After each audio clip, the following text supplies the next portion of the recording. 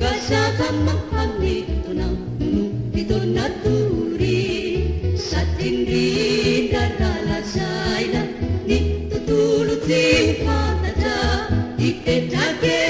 si anak say na isanune ute na samada samiti hanggang bisari samiti kanan natinu ni sabami siyet matali si bubati at si makinu samiti ane panggaba samiti akay seda ni siya'y nanaubang ni sabami siya'y nameda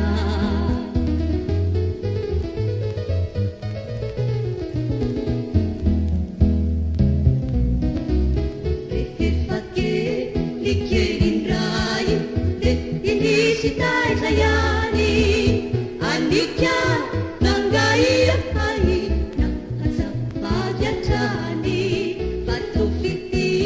yan nangalari na tuna asama chati sati asama ratsinang wari na si manje tuika si tati samiti hanggang bisari samiti kanan natinu ni sabami siyet pagdali si bubati at si makinu